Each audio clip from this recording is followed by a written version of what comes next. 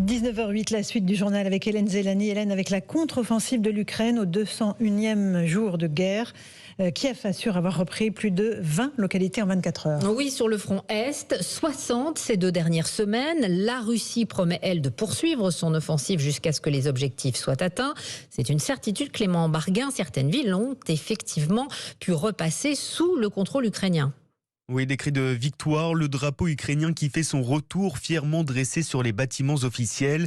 Dans la région de Kharkiv, à l'est du pays, l'armée ukrainienne réussit une percée. En 5 jours, elle affirme avoir récupéré 3000 km² de territoire, dont les villes stratégiques de Kupiansk et Izium. L'armée russe est donc sous pression, encerclée, contrainte de se replier. Le rapport de force semble s'inverser selon Michel Goya, ancien colonel et spécialiste des questions militaires. Il était l'invité d'Europe Midi. 3000 km pour comparer, ça représente à peu près 3 fois ce que les Russes ont conquis comme terrain en 3 mois de guerre depuis le mois de mai. C'est considérable, c'est très surprenant.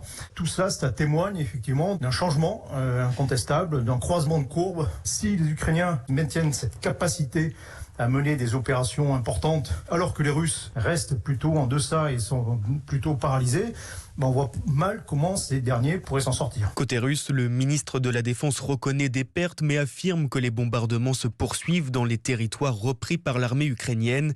Le Kremlin qui estime qu'il n'y a actuellement aucune perspective de négociation entre Moscou et Kiev. Et selon le parquet ukrainien, des corps de civils avec des traces de torture ont été retrouvés dans un village récemment repris aux Russes.